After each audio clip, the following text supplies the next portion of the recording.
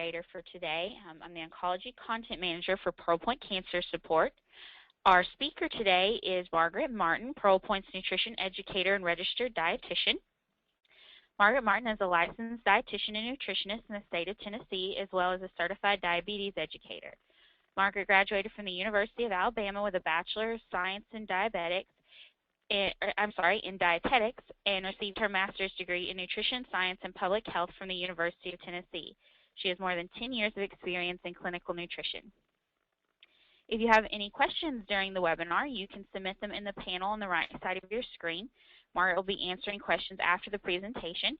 You can also connect with us on Twitter at MyPearlPoint or use the hashtag PPCSwebinar. After the webinar, please complete the survey you'll receive by email so we can improve our webinars and better serve you.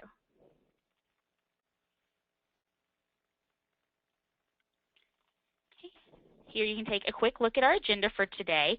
We'd also like to take a moment to thank the Memorial Foundation for helping make today's webinar possible.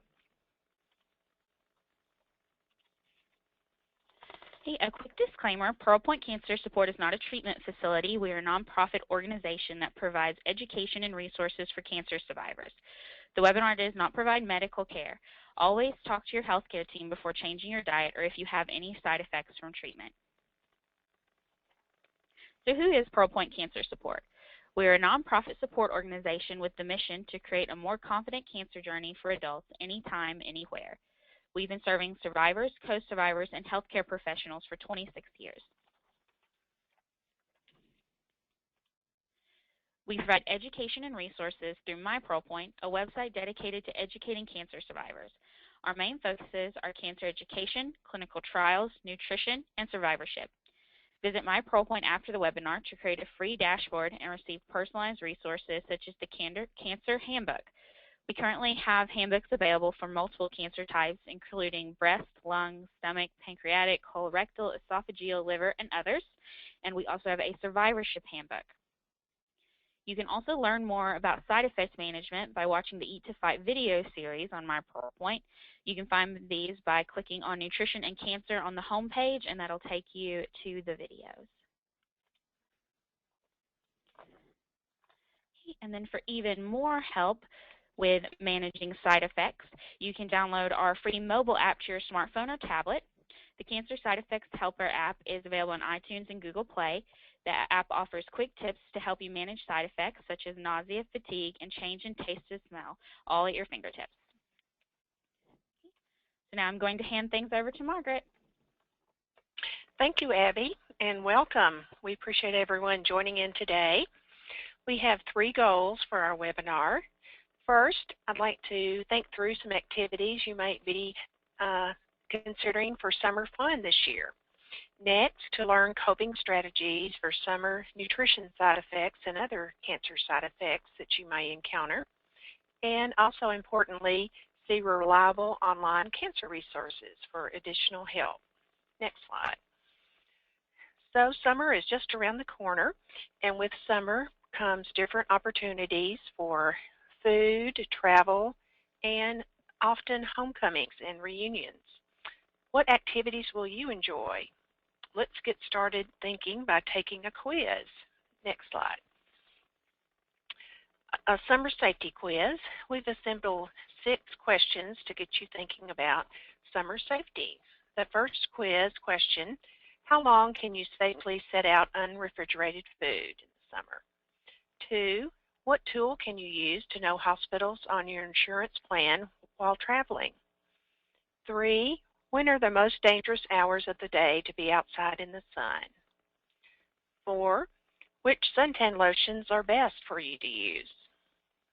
5, who will be contacted for you in case of emergency if you're not able to speak for yourself? And 6, where are some risky places to eat in the summer heat? Next slide. Of course, summer brings many opportunities and many invitations for travel and new experiences. Today, we're going to focus on 3 areas of summer activities: travel, food, and sun activities. Let's get started. Next slide. Thinking about travel, that can take you to places you've not been before, away from your usual schedule. So let's learn some strategies to deal with the side effects. Next slide. A great way to have a safe travel this summer is to plan ahead. Think about where you'd like to go and what dates and times you're considering. Then look online to see for those areas for any tips, average temperatures, weather, and any travel cautions if necessary. You might also ask your healthcare team or an experienced travel agent for advice as well. Put your plans for travel in a printed itinerary, including the dates and times and cities you'll be visiting. Share your itinerary with friends, family members, and any house or pet sitters that you're using in case of emergency. It's also a good idea to notify your credit card company ahead of time that you'll be traveling in these areas in case you have a large expenditure you need to make. Next, this seems like an oversimplification, but do remember to take your medications with you. Sometimes in the excitement of travel, we forget some of our basics, like bringing medications. It's very recommended to have a written list of all your medications you'll be using with the name of the medication, the times that you take it daily or weekly, and the doses of each time that you take your medication. If you're traveling outside of the country, it's recommended to also write the generic name of the medicine by any trade name or proprietary name. Consider how you'll transport your medication. Will you use the original bottles or use a pill organizer? What will suit your needs best? Some new pill organizers even have a reminder bell for you. Think about temperatures where you'll be going. Do you need to safeguard your medications with thermoses, coolers, or ice packs along the way? Think about what states or countries you'll be going to. State and country laws vary on carrying medications in original bottles versus a pill organizer. And of course, the TSA, or the Transportation Safety Administration, has guidelines about carrying medical liquids and packages on your carry-on luggage. So be sure to check out their website as well. TSA does have a new program you might be interested in. If you have a disability and anticipate difficulty getting through the airport checkpoints, TSA now does offer a passenger support specialist to assist you.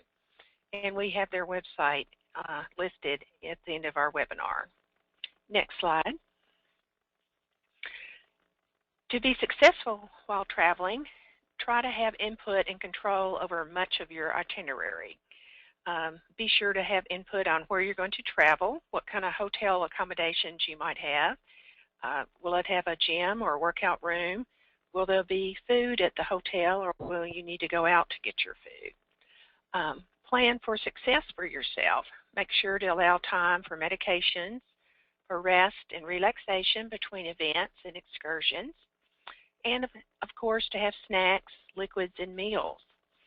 You might plan to have prompt yourself with a cell phone alarm, a kitchen timer, or a written schedule to help you remember some of these things. Or many hotels have a wake-up call option from the hotel concierge that might could help you as well. And be sure to limit your outdoor time, and we'll talk about that here in a minute for sun safety. Next slide. A great precaution is to know where your medical providers, like hospitals and doctors, will be at your destination. How could you know that? Well, you can ask your own healthcare team, but also consult your personal insurance plan, either by going online or by telephone, and find out what hospitals and physicians would be in network for the destination where you're traveling. Also, consider bringing some brief medical records with you, especially if you have ongoing medical issues or allergies or surgeries that need attention. A lot of people bring a copy of a recent history and physical in their last doctor's visit. It can be written, or it could be transported electronically on a USB drive or an SD card. Be sure also to bring a list of medications, any allergies you may have, and a list of your contact numbers and names for your healthcare team. And of course, ICE. ICE stands for in case of emergency. These are contact persons that need to be notified in case you can't speak for yourself. So you could put these again on a USB drive or an SD card. They now have fashionable ID bracelets, necklaces, and travel pouches with the chips in them or SD cards. Look in the travel aisle of your organizational stores like the Container Store, travel specialty stores, or online to get some of these neat garments. Next slide. Now let's look at the different types of foods we may encounter this summer and how to manage any side effects from summer foodborne illness. Next slide. Cancer treatment and cancer itself may weaken your immunity or your ability to fight off illness. Chemotherapy can further decrease your immune system as it may break down the natural barriers in your gastrointestinal tract or digestive tract that usually help protect against bacteria. So that means survivors are more likely to get sick from poorly handled food. Foodborne illness also is called food poisoning, but it actually can be harder to kick if you have cancer or going through treatments. Symptoms might be fever, vomiting, stomach ache, or diarrhea. If you feel you do have a foodborne illness, call your healthcare team immediately so you can start treatment. But let's look at some smart choices to prevent foodborne illness. Next slide. Today we'll look at 4 areas of smart food choices. The first will be the types of foods we might eat this summer. Second, how the food is stored. Third, we'll look at food preparation. And finally, how the food is served. Next slide. First, let's look at some food types that can help reduce your risk of foodborne illness this summer. One tip is to buy whole foods, not sliced. Examples of this might be buy a whole cantaloupe and slice it up yourself instead of buying pre-made fruit medleys. When we process foods or slice it, at the store or in a commercial setting, you're much more likely to have food contaminated. So it's better if you're able to buy food whole and make it yourself. Another example would be salads or tuna salad or a garden salad. Buy the ingredients yourself and make it at home. Also, be sure to check the sell-by dates. Sell-by dates tell the store, of course, how safe, the sell-by date, how safe to long to leave it on the shelf there at the store. So be sure to check those. Just say no to raw foods like raw unpasteurized milk, free food samples, and unpasteurized juices. It's better to get pasteurized milk and pasteurized juice instead of going to the food juice bars that are popular in the summer. Free samples, often we see those at the grocery store or on the street, but they may not follow the same safe food steps that a commercial restaurant may use. So be wary of those. Eat cooked foods, especially meats, not raw fish, eggs, tofu, or nuts. Meats and seafood are one of the higher risk foods for foodborne illness, so just make sure your foods are cooked well. You can actually buy pasteurized eggs and use that in cooking and baking as well. Next slide. Now let's think about how to safely store food this summer. With summer comes high temperatures. High temperatures can accelerate the multiplication of bacteria in a food. So here's 4 quick tips. Shop early in the day. So go to the market or to the grocery store early when the temperatures are a little bit lower. Just before checking out at the grocery or farmer's market, get your chilled or frozen foods so they'll be fresher. Take a cooler and refrigerate your groceries as soon as possible after you return home. A good rule of thumb is 2 hours, which means you can use food served within 2 hours of cooking. Anything beyond that, quickly put it up. If you're eating outside and the temperature is greater than 90 degrees, Store food within 1 hour of cooking and serving. Next slide. Now let's think about some food preparations. Let's get back to basics for safe summer food. Wash your hands and food surfaces where you're preparing food often. You don't have to buy a fancy cleaning solution for surfaces like cutting boards and utensils. You can just use a teaspoon of Clorox in a quart of water if you'd like to soak and clean those surfaces. Keep meat separate from other foods like fruits and vegetables and cheeses. It's best even have a separate cutting board for your meats and then have a different one for fruits, vegetables, and cheeses. Use food covers, especially if you're microwaving food. Cover your microwave food that you want to heat up or cook with a cover or plastic wrap so the internal temperature of the meat especially will be safe. Trust meat thermometers more than what the meat appears to be. I know some recipes say cook till meat is pink or cook meat until the juices run clear, but it's no longer suggested to use that as a safety tip. Really use your meat thermometer to make sure the internal temperature of the meat is usually from 160 to 180 degrees. Next slide. Now let's look at some food service tips. Thinking about food service, when you're going to eat, be an early bird for dinner. Try to eat early and go as soon or in the early hours that a restaurant might be open rather than waiting till 9 or 10 in the evening. If there's a buffet, try to go through the buffet first so the food will still be fresh and not be as won't come in contact with other guests. If possible, go for single plate meals instead of buffets, smorgasbords, and salad bars and delis.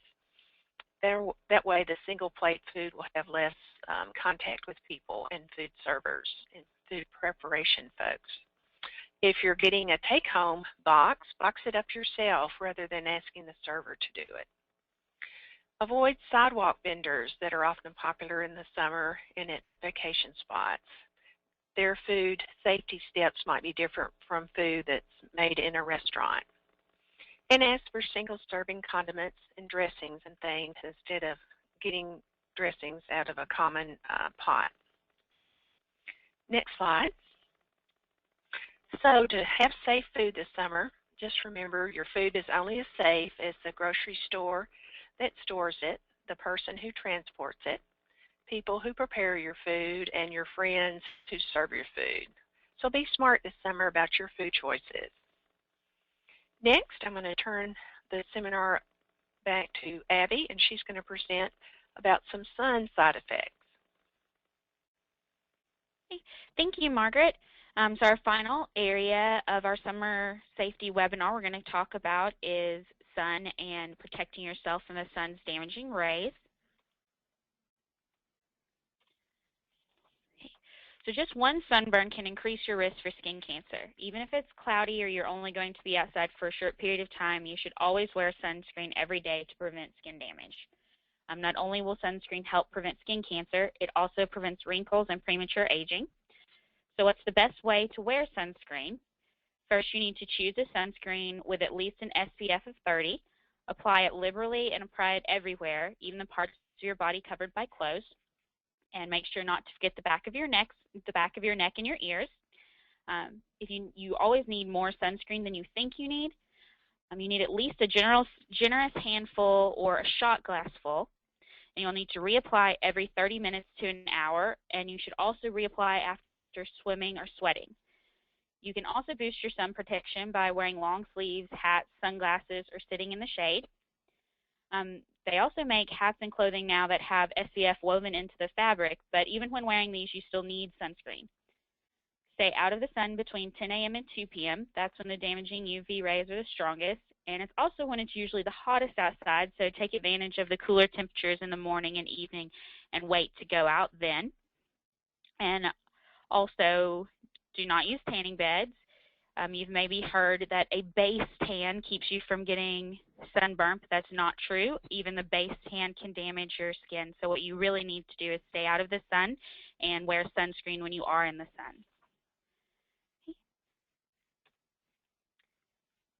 So these are the ABCs of skin checks to help you check for regular moles or moles that might be a form of skin cancer. So when you're doing a skin check, and if you find a mole, you'll want to ask yourself these questions. You'll want to check for the symmetry. If you divide the mole in half, does one half look different from the other?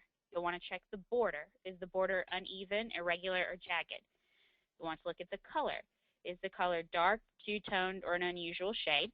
You'll want to look at the diameter or the width of the mole. Is the mole larger than a pencil eraser? And then E for evolution, has there been any dramatic change in the mole in the recent weeks or months? If you answer yes to any of these questions, you should probably go ahead and see your doctor or dermatologist. They may want to take a biopsy to check to make sure that it's not cancerous or precancerous. And it's just a good idea in general to have yearly skin checks with your primary care physician or your dermatologist, especially some parts of the body where you don't see every day, like your back or the back of your legs, things like that. So if you just really want that bronze glow, try some of these safe alternatives to tanning. You can try spray tans, at-home tanning lotions, or you can use makeup bronzer. Just a quick tip from personal experience, when you're using at-home lotions, you should either wear gloves or the mitts that come with some of them when you're applying, and wash your hands afterwards because so much gets on your hands that they'll turn orange. Okay, so I'm going to send it back to Margaret to go over the summer safety quiz answers. Thank you, Abby. Very good information about sun safety. Now let's look at some answers to our safety quiz. How long can you safely set out unrefrigerated food? A good rule of thumb is up to 2 hours. If it is warm outside, you might reduce that to 1 hour. Number 2, what tool can you use to know hospitals on your insurance plan? You can check with your insurance representative or their website. Number 3, when are the hottest hours of the day to be in the sun? That would be from 10 a.m. to 2 p.m. Number 4, what suntan lotions are the best to use? That would be the broad spectrum 30 SPF and water resistant lotions. Number 4, who will be contacted for you in case of emergency or ICE? That will be your emergency contacts in your records that you might carry with you. And finally, number 5, where are the risky places to eat this summer? That would be sidewalk and street vendors, bulk food, and undercooked food. All right. Now, some additional resources that you might want to check out. We have some excellent travel blogs and articles on our website, mypearlpoint.org. The Transportation Safety Administration has a great website and blog.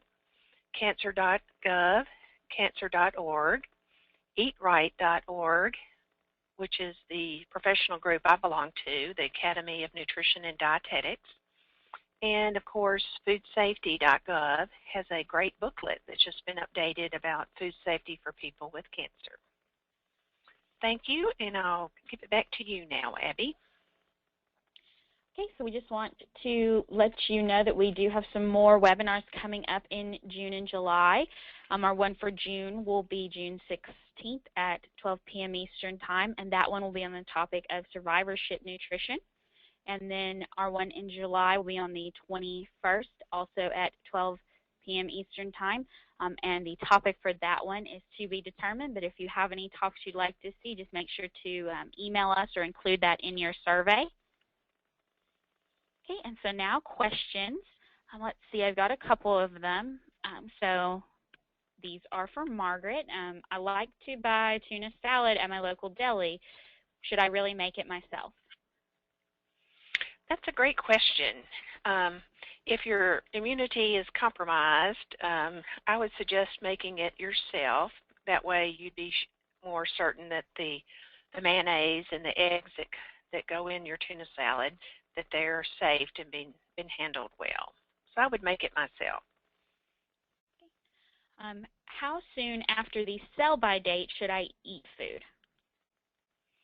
Good question, because there's usually different types of labels on food, the sell-by date and use-by date. Sell-by date is for the grocery store to use for display purposes. So it might be for meat, to use them in the next 1 to 3 days after you purchase those. Other things are more shelf stable and will probably have a use-by date.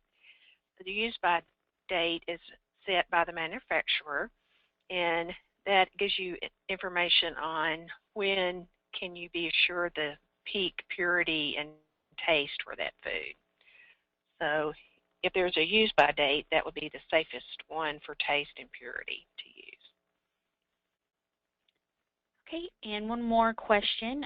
Are there certain foods I should avoid at a picnic or outdoor party? Yes, that's a great question too.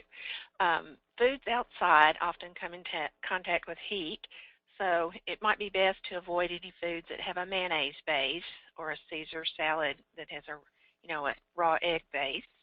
Also, processed foods like hot dogs and deli foods tend to carry listeria and often aren't heated to the right temperature, so I would avoid processed meats and sushi and mayonnaise type items. Okay, thank you for answering those for us, Margaret. It looks like that's all the questions I have. So thank you for a great and informative presentation, and I'd like to thank everyone for attending. Please fill out the survey you'll receive in your email after the webinar so that we can help improve our webinars and serve you better. And for any additional information about nutrition and cancer or cancer education in general, please visit PearlPoint at mypearlpoint.org. Thank you all and have a good day.